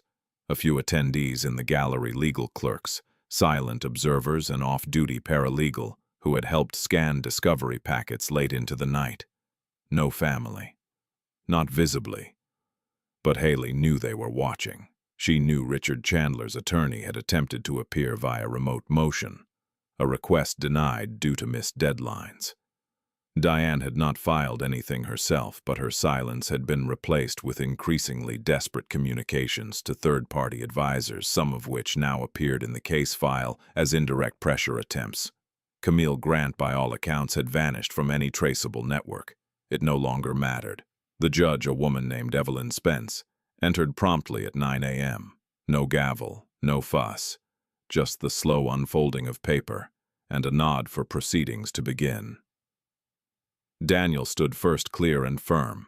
Your Honor, we are requesting full judicial acknowledgement that the Chandler Legacy Holding Trust, its properties, revenues, and structural arrangements were lawfully transferred under the explicit intention of its founder, Harold Chandler, and executed per all fiduciary and legal requirements. He paused, then continued. Furthermore, we are requesting the court recognize all interference attempts by outside parties as invalid and unauthorized, including those involving forged documents, impersonation, digital tampering, and unnotarized access requests. Judge Spence peered down over her glasses. Have any of these parties filed formal opposition? Daniel shook his head. No, Your Honor. Do you have evidence of interference? He turned to Haley. She rose, approached, and handed the judge the black folder she had carried in. Spence accepted it and flipped the cover open. Inside was a curated dossier, 63 pages of clean cross-referenced proof. Email, metadata, security camera stills, notarization discrepancies, bank rejection letters, a timeline of attempted trust entries, each followed by evidence of fraud or coercion. Haley had labeled every exhibit by date, actor, and method. No editorializing, just record. Judge Spence turned a few pages, then looked up. Mrs. Chandler, would you like to speak? Haley didn't step forward. She simply straightened her posture. I will answer any questions the court has, she said evenly. The judge studied her for a long moment. Tell me one thing, she said. What compelled you to document all this so thoroughly? Haley blinked once. Because silence doesn't mean ignorance, Your Honor, and grief doesn't mean surrender. Spence nodded slowly, then returned to the pages. It took only 15 minutes. At the end, she closed the folder gently and signed the motion. This court finds no flaw in the structure or execution of the Chandler Legacy Holding Trust. The trust is affirmed. All claims against it, current or future, must proceed through direct legal challenge with original documentation and burden of proof, until such time the matter is closed. Her gavel struck once quiet final, and with that, Haley Chandler's position was irreversibly codified in law. Outside, Daniel breathed out slowly. It's done. Haley didn't reply. She just turned her face slightly toward the wind coming off the courthouse plaza. Caroline joined them moments later, carrying a separate envelope. There's something else, she said quietly. Haley looked at her. A whistleblower packet, Caroline explained. Anonymous, but the metadata tracks back to one of Richard's former administrative aides. Haley opened the envelope. Inside were printed transcripts of internal Chandler family office emails, discussions between Richard, Diane, and Camille, dated 3 months before Harold's death. One thread was titled, Contingency Planning, Estate Shift. It included the line, if Harold doesn't transfer assets before Q1, we'll have to take more aggressive control. Haley can't run that empire. We'll make it look like she agreed. Another email, this one from Camille to Diane, read, Her personality works in our favor. Quiet people don't fight, they endure. Haley folded the documents gently. She did not flinch. She simply said, Add it to the archive. Daniel hesitated. We could move forward with formal fraud charges based on this alone. With the court ruling now sealed, they're legally exposed. Caroline added, There's momentum on our side. But Haley shook her head. Not yet. Why, Daniel asked. Haley turned toward them. Because they're already buried. Not by me, by themselves. Every document they touched will come back to them. Let it unfold. Caroline studied her for a long moment. You're not interested in punishment. No, Haley said. I'm interested in distance. Later that evening, Richard Chandler sat in his private office, reviewing the court motion via PDF. He didn't slam the desk. He didn't throw the papers. He simply leaned back in his chair and stared at the ceiling. Diane walked in, without knocking. Any word from Camille? He shook his head. She's gone. And the court. He turned the screen toward her. She read the ruling. No options left. Not unless we want to go to trial. But if we do that, discovery will gut us. Haley has everything. Audio, video, bank trails. Diane folded her arms.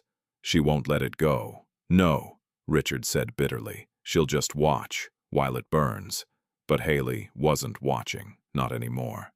That night she stood in her garden with a cup of tea in hand, looking at the slow rise of the moon behind the tall trees that Harold once said reminded him of cathedral arches. The trust was safe. The house was hers. And the record was closed. There would be no press release, no gloating, no memoir, just files, labeled, time-stamped, archived, and one final entry in her personal journal. They built their case on the assumption that I wouldn't notice, but I come from paper, and paper doesn't lie. The estate was quieter now. Not in the way grief hushes a home, but in the way clarity replaces noise. Haley Chandler no longer checked the mailbox with guarded caution. She no longer scanned the caller ID for names that came cloaked in manufactured warmth. She simply moved forward. Deliberate, focused, dignified. It was early May when the private investigator finally sent her the full report. His name was Julian Hartz, and he specialized in digital forensics, especially in estate fraud and document laundering.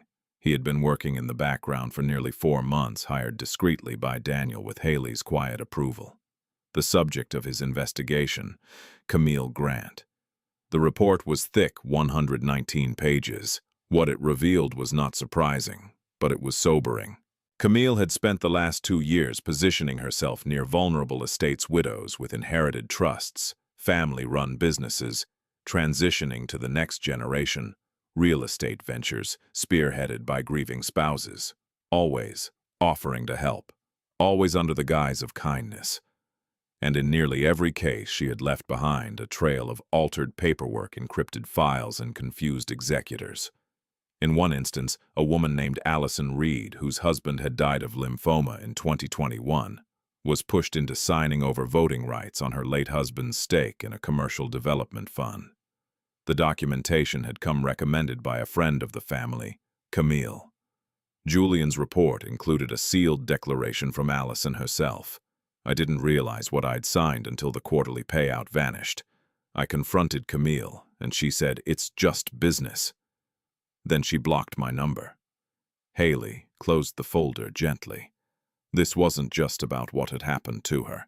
It was a pattern, a system. She called Caroline. "Do we have cause for coordination with other estate plaintiffs?" "Yes," Caroline replied. "But that means going public." Haley hesitated. "That's not what I want." "I know," Caroline said quietly. "But it might be what others need." Haley looked down at the report again. So many women, so many silent signatures. "I'll draft a letter," she said. "No interviews, just the facts." Caroline understood. That night Haley wrote, not in her journal but on letterhead. It was addressed not to any single woman, but to all of them. Those who had been told they were too fragile, too overwhelmed, too emotional, to manage the weight of what was left behind. She kept it under 2 pages, to the ones they assumed would fold. "You are not alone. I have seen the patterns, how they push, coerce, confuse, and retreat behind legal shadows. I have the files, the footage, the audit trails. You do not need to shout. You only need to know the record can be rebuilt." If you are reading this and something feels off in the documents you've been told to sign, wait. Breathe. Then write everything down. I did, and it saved everything. She signed it. Haley Chandler, trustee. Chandler Legacy Holdings. 2 weeks later, the letter had reached inboxes and mailboxes across Virginia, North Carolina, and parts of Maryland. None of it went viral, but it reached the people it was meant for. 10 women responded directly. 6 requested legal consultations with Reeves and Whitaker. 3 initiated filings. And 1, Allison Reed, sent a handwritten note. Your calm gave me courage. I'm taking back what's mine.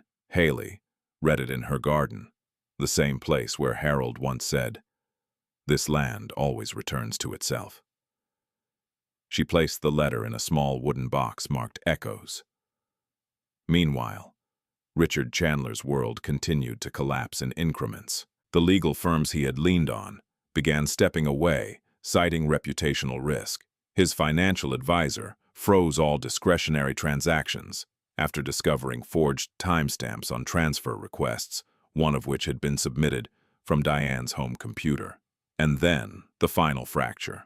A formal inquiry was initiated by the Virginia Commission on Ethical Business Practices, triggered by a whistleblower complaint linked to Brimstone Ridge Holdings. At the center of it, Richard's failed attempt to divert capital from a dormant account into a shell entity under Camille's now dissolved LLC.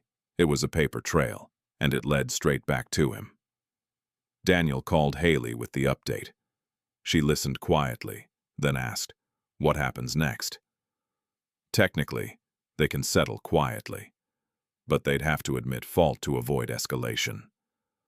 Will they? Daniel exhaled. No. They're too proud. Then let them walk into it.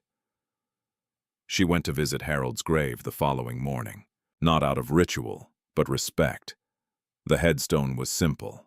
Harold Thomas Chandler, 1959 to 2025. Built in truth, held in trust, she knelt on the damp grass and placed a small folded page beside the stone. It was a single entry from her original inheritance log, the one where she first labeled the timeline of Richard's interference. The header read, "Attempted entry, March 7th, refused." She left it there, not as vengeance, but as evidence. The wind would carry it away, but she had kept the copy. By early June, the Chandler name was no longer associated with active board positions in over 80% of the trust's holdings.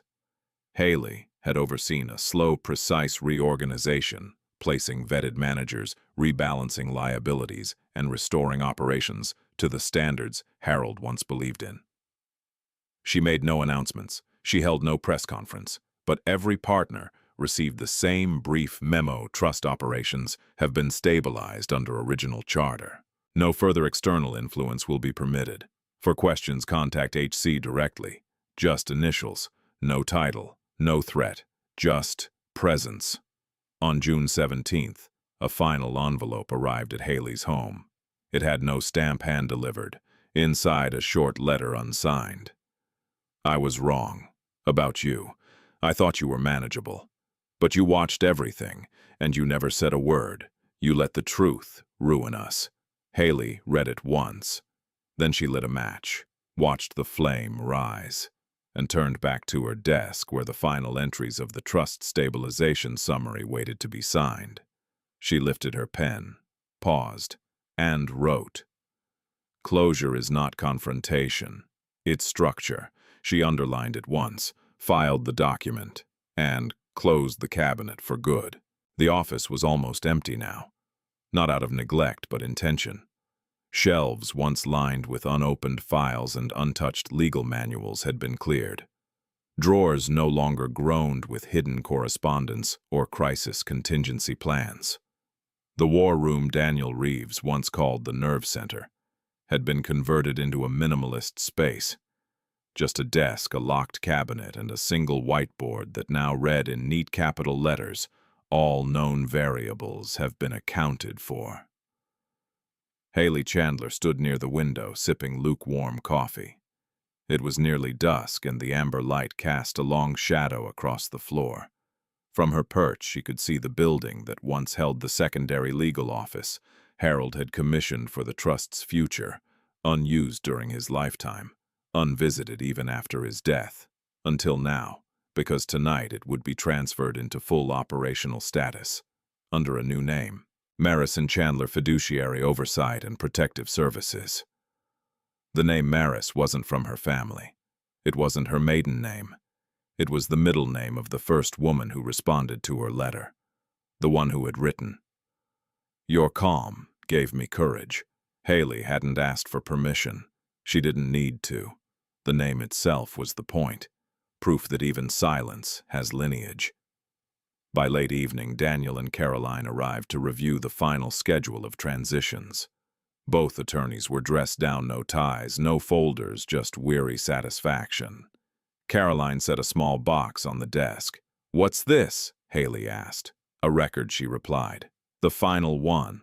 Inside were 3 documents: a signed retraction letter from Richard Chandler, admitting misjudgment in estate affairs and relinquishing all future claims; a notarized affidavit from Diane acknowledging improper communication with financial institutions; a federal inquiry closure notice regarding Camille Grant, who, according to the attached footnote, had left the country. Switzerland, possibly. Her business license had been permanently revoked. Haley didn't ask how Caroline had gotten the documents into a single box. Some truths required no explanation. She placed the lid back on, filed it, and said nothing. Later that night, Daniel walked her out to the parking lot. "You could run the firm," he said quietly, "if you wanted." She turned to him, surprised. "You think I want to?" "I think," he said, "you've already done it. Just without the sign." She smiled faintly. "No, that part was always yours." He paused. "Will you disappear now?" "No," she replied. "I'll just stop being seen on their terms." He nodded, then offered his hand. She shook it. It was the only time in their entire working relationship he'd done so. The next morning, Haley walked through her home slowly. Not inspecting, just noticing. The vase on the kitchen island, empty now, but once filled every Sunday morning by Harold with whatever flowers were cheapest at the market. The framed photograph in the hallway, not a posed family shot, but a candid image of the 2 of them walking along the Shenandoah, backlit by winter light. The journal on her nightstand, full now, its pages marked with dates, questions, fragments. She took it in her hands and walked out onto the back porch. A breeze moved gently through the trees. She opened to the last page and wrote, "They came for the estate. I preserved the legacy." Not with resistance, with record. She closed the journal for the final time, set it gently into a drawer. Meanwhile, elsewhere, the ripple continued. In Norfolk, a woman named Rachel began her first meeting with a trust lawyer inspired by Haley's letter. In Baltimore, a legal aid group launched a new initiative focused on trust manipulation recovery, citing case reference H. Chandler as its internal model.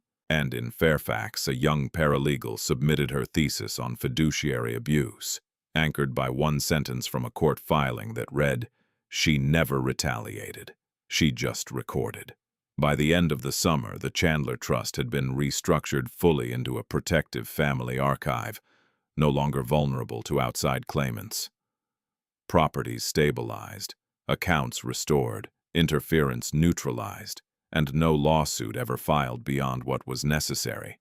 Haley's name appeared in no newspaper, no interview, no podcast, only in legal indexes, briefly, as footnotes, and yet her impact echoed through inboxes, courtrooms, and handwritten thank you letters. She had not spoken at press conferences. She had not reclaimed her dignity. She had never lost it. One afternoon in late August, a courier arrived with a small rectangular package. It bore no sender. Inside was a leather-bound planner, blank. No note. Just the initials HC etched into the corner. Haley stared at it for a moment, then smiled. It was time to begin again. Not from survival, but stewardship. because what they had tried to exploit she had transformed into a structure that could outlast them all. A structure built not on defense, but observation, restraint, and quiet strength. As twilight folded into the windows of her home, Haley returned to the porch planner in hand. The land was still. The empire had not fallen. It had evolved silently, precisely like she had. She opened to the first page, and in careful print, wrote just one line. The story ends when the record holds. Then she closed the planner, exhaled softly, and watched the light fade, knowing finally that nothing more needed to be said. In the quiet corridors of truth, not all victories roar. Haley Chandler's story reminds us that strength is not always loud and justice does not always arrive with spectacle. Sometimes it comes slowly through documentation, observation, and the unwavering decision to let facts stand taller than fury. What was taken from her wasn't just property. It was dignity, trust, and the sanctity of grief. And yet, she never raised her voice. She never shamed. She didn't retaliate to be seen. She recorded to be understood. In a world that often rewards immediacy and confrontation, Haley chose the long road, the paper trail, the affidavit, the quiet ledger. And in doing so, she built a legacy far beyond wealth. She proved that silence, when purposeful, is not weakness, it is witness. There's a lesson in that for all of us, about patience, about boundaries, about what it means to hold your ground without losing your grace. You don't have to fight the way others expect you to. You don't need to match the volume of those who underestimate you. You just have to be precise and unwavering. If this story spoke to something inside you, if you've ever been dismissed, doubted, or misread, let us know your thoughts in the comments. Where are you watching from, and what did this story make you feel? And if stories like these matter to you, stories that honor quiet strength and emotional truth, consider subscribing to the channel. We'll be here, holding space for stories that don't shout but stay. Thank you for watching.